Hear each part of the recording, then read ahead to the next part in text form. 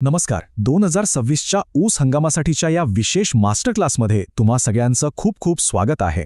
पुढच्या काही मिनिटांमध्ये आपण फक्त ऊसाच्या वेगवेगळ्या जातींची माहिती नाही घेणार, तर तुमच्या शेतीच्या गरजेनुसार शास्त्रीय पद्धतीने सगळ्यात चांगला वाण निवडून तुमचा नफा कसा वाढवायचा याबद्दल अगदी सविस्तर बोलणार आहोत. हे वाक्य सुरुवातीलाच आपल्या मनात अगदी पक्क बसूया. 2026मध्ये ऊस लावणं म्हणजे फक्त एक पीक घेणं नाहीये. हा आपल्या जमिनीशी, आपल्या वेळेसोबत आणि आपल्या पैशांसोबत केलेला तब्बल 18 महिन्यांचा एक मोठा आर्थिक करार आहे. आणि आपण कोणताही करार करताना जसा प्रत्येक लहानसहान गोष्टीचा विचार करतो ना, तसाच विचार या लागवडीमागे असणं अत्यंत आवश्यक आहे. आजच्या आपल्या चर्चेचा मार्ग अगदी स्पष्ट आहे. आपण 5 मुख्य टप्प्यांमधून पुढे जाणार आहोत. सगळ्यात आधी 2026साठी ऊस शेतीचं नियोजन कसं असायला हवं हे बघू. त्यानंतर शास्त्रीय पद्धतीने अभ्यास करून वाणाची निवड कशी करायची हे शिकू. मग आपल्या महाराष्ट्रासाठी शिफारस केलेल्या महत्त्वाच्या ऊस वाणांचं सविस्तर विश्लेषण करू. चौथ्या टप्प्यात तुमच्या शेतीसाठी योग्य वाण निवडायला मदत करणारा एक सोपा निर्णय तक्ता पाहू.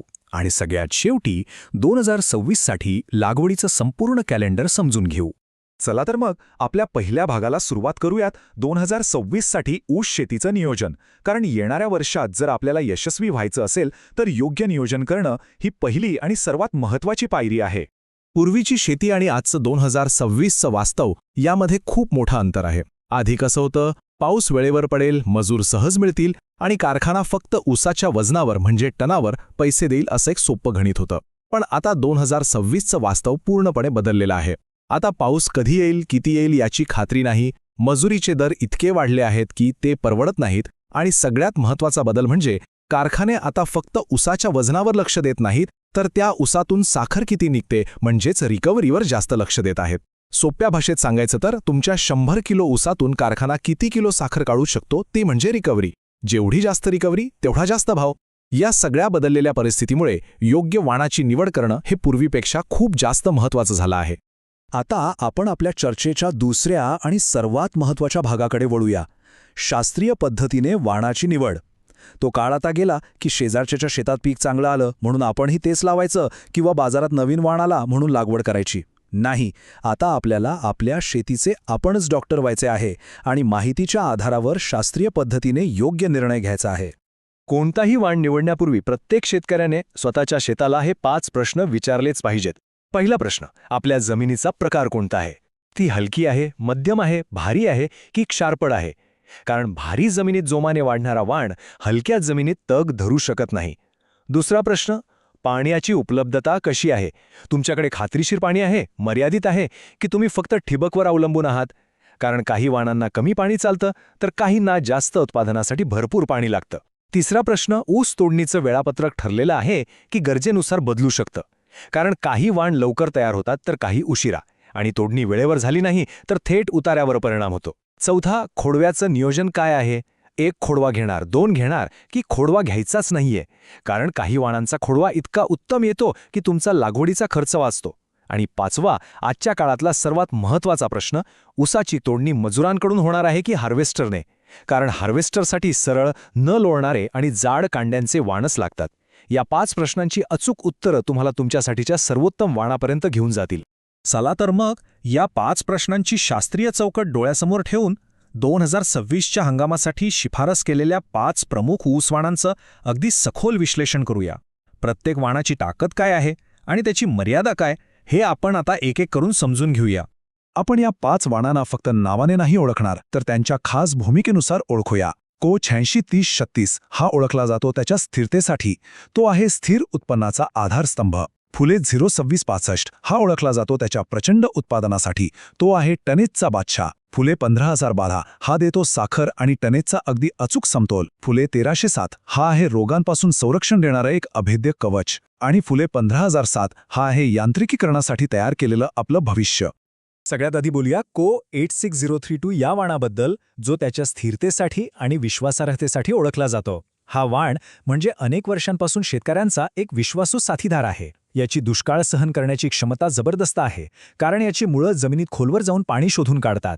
जिथे पाण्याची उपलब्धता निश्चित नसते अशा भागांसाठी हा वाण म्हणजे एक वरदानच आहे. याचा खोडवा खूप चांगला येतो, ज्यामुळे दुसऱ्या आणि तिसऱ्या वर्षी लागवडीचा खर्च वाचतो आणि नफा वाढतो. पण एक धोका लक्षात ठेवणं गरजेचं आहे. जर तुम्ही एकाच शेतात सतत वर्षानुवर्षे याचीच लागवड केलीत तर लाल कूज म्हणजेच रेड रॉट नावाचा रोग येण्याचा धोका वाढतो. त्यामुळे पिकांची फेरपालट करणं आवश्यक आहे. ज्या शेतकऱ्यांना खात्रीशीर आणि स्थिर उत्पन्न हवं आहे त्यांच्यासाठी हा आजही सर्वोत्तम पर्याय आहे. आता पाहूया फुले 0265 म्हणजेच टनेजचा बादशाह. ज्या शेतकऱ्यांचं लक्ष फक्त आणि फक्त जास्त टनावर आहे त्यांच्यासाठी हा वाण बनवला गेला आहे. विशेषतः भारी आणि क्षारपट जमिनीत याची वाढ खूप जोमदार होते. अर्थात याला खत आणि पाण्याची गरजही जास्त लागते. बायोमास म्हणजे ऊसाचं एकूण वजन, ज्यात पाला, पाचट आणि कांड्या सगळ्याचा समावेश असतो.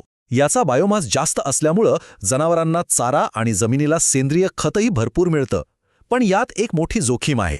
या वाणाला लवकर तुरा येतो आणि जर तोडणीला उशीर झाला तर ऊस आतून पोकळ होण्याची शक्यता असते. ऊस पोकळ झाला की वजन घटतं आणि साखरेचा उताराही कमी होतो. त्यामुळे ज्यांच्याकडे कालव्याचं खात्रीशीर पाणी आहे आणि तोडणीचं नियोजन वेळेवर होऊ शकतं त्यांच्यासाठी हा वाण सर्वोत्तम आहे.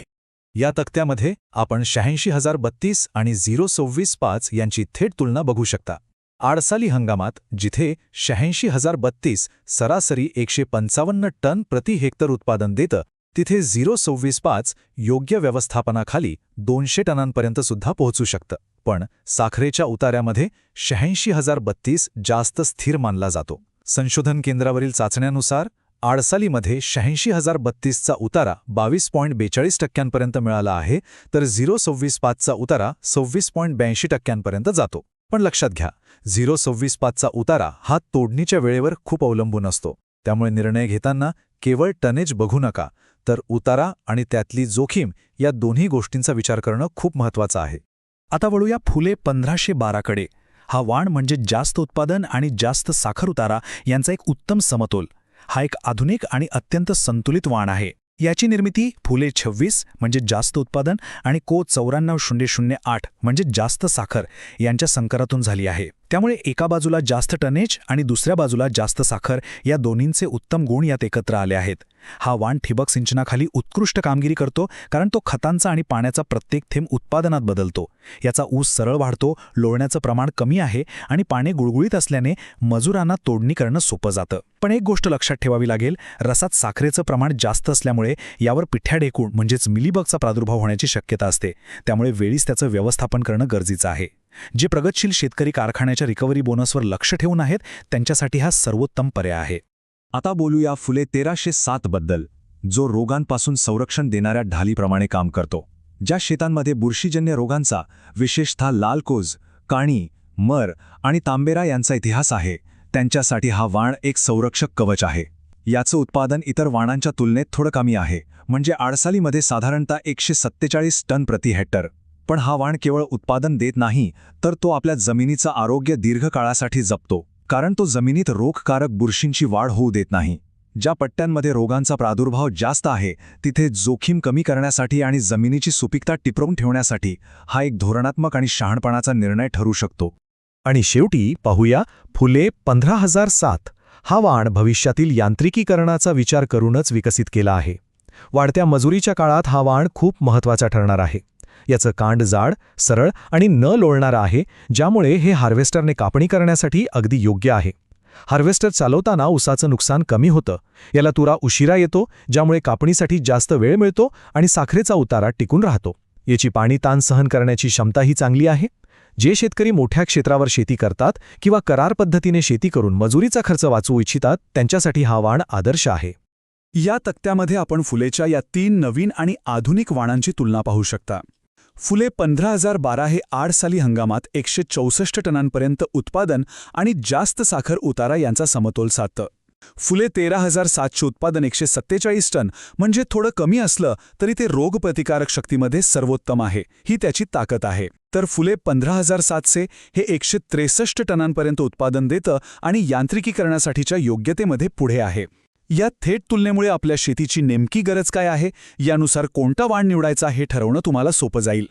आतापर्यंत आपण जे काही विश्लेषण केलं त्याचं सार आपण या चौथ्या भागात पाहणार आहोत. हा आहे तुमच्या 2026च्या लागवडीसाठीचा निर्णय तक्ता. याच्या मदतीने तुम्ही तुमच्या शेतीसाठी योग्य वाण अगदी सहज निवडू शकाल. हा तक्ता अगदी सोपा आहे. जर तुमच्याकडे पाण्याची उपलब्धता मर्यादित असेल किंवा अनिश्चित असेल तर डोळे झाकून 603-2 निवडा. जर जमीन भारी आहे आणि पाण्याची सोय उत्तम असेल आणि तुम्हाला जास्त टनेज हवं असेल तर 0265 निवडा. जर तुमचं लक्ष जास्त साखर उतार्यावर आणि कारखान्याच्या बोनसवर असेल तर 1512 हा सर्वोत्तम पर्याय आहे. शेतात रोगांचा इतिहास असेल तर 1307 निवडून जमिनीचं आरोग्य जपा. आणि जर शेती हार्वेस्टरने करायची असेल तर 1507 पेक्षा चांगला पर्याय नाही. आणि एक सर्वात महत्त्वाची सूचना, संपूर्ण क्षेत्रात कधीही एकच वाण लावू नका. जोखीम कमी करण्यासाठी हवामान किंवा रोगाचा अचानक प्रादुर्भाव झाल्यास नुकसान टाळण्यासाठी आपल्या शेतात किमान 2 वेगवेगळ्या वाणांची लागवड करा. आणि आता आपण आपल्या चर्चेच्या शेवटच्या आणि अत्यंत उपयोगी भागाकडे आलो आहोत, 2026 साठीचं लागवड कॅलेंडर. योग्य वाण निवडणं जेवढं महत्त्वाचं आहे तेवढंच त्याची योग्य वेळेत लागवड करणंही महत्त्वाचं आहे. कारण चुकीच्या वेळी केलेली लागवड चांगल्या वाणाचंही उत्पादन घटवू शकते. महाराष्ट्रामध्ये ऊस लागवडीचे प्रामुख्याने 3 हंगाम किंवा मुहूर्त आहेत. पहिला, जानेवारी-फेब्रुवारीमधला सुरू लागवड. ही लागवड थंडी कमी झाल्यावर आणि उन्हाळा सुरू होण्याआधी केली जाते, ज्यामुळे पिकाची सुरुवातीची वाढ चांगली होते. दुसरा, जुलै-ऑगस्टमध्ये पूर्व हंगामी लागवड. ही लागवड पावसाळ्याच्या मध्यात केली जाते, ज्यामुळे पिकाला नैसर्गिकरित्या भरपूर पाणी मिळतं आणि बायोमास वाढतो. आणि तिसरा, ऑक्टोबर-नोव्हेंबरमध्ये आडसाली लागवड. या लागवडीला 16 ते 18 महिन्यांचा सर्वात जास्त कालावधी मिळतो, ज्यामुळे सर्वाधिक उत्पादन मिळवण्याची क्षमता यात असते. आता 2026 साठी काही धोरणात्मक सल्ले. सुरू हंगामासाठी म्हणजे जानेवारी-फेब्रुवारीमध्ये कमी पाण्यावर येणारा 8603 आणि संतुलित वाढीचा 15012 हे वाण उत्तम आहेत. पूर्व हंगामीसाठी म्हणजे जुलै-ऑगस्टमध्ये जिथे जास्त बायोमास अपेक्षित आहे तिथे 2065 आणि 15012 चांगली कामगिरी करतात. आणि सर्वाधिक उत्पादनासाठी आडसाली हंगामात म्हणजे ऑक्टोबर-नोव्हेंबरमध्ये पुन्हा 2065 आणि 15012 हे वाण सर्वोत्तम ठरतात. आणि एक सर्वात महत्त्वाची गोष्ट लक्षात ठेवा, एप्रिल आणि मे महिन्यातील लागवड करणे पूर्णपणे टाळा. या काळात तापमान इतकं जास्त असतं की जमिनीत लावलेले कोंब जळतात, उगवण क्षमता 50% कमी होते आणि पिकाला उष्णतेचा मोठा ताण बसतो, ज्यामुळे सुरुवातीपासूनच उत्पादन घटतं. आणि शेवटी हे एक वाक्य पुन्हा एकदा लक्षात ठेवूया. शहाणा शेतकरी फक्त उत्पादन बघत नाही, तो जोखीम बघतो. 2026 मध्ये ऊस लागवड करणे ही एक रणनीती आहे, फक्त मेहनत नाही. योग्य वाण निवडा, योग्य वेळी लागवड करा आणि आपला नफा आधीच निश्चित करा.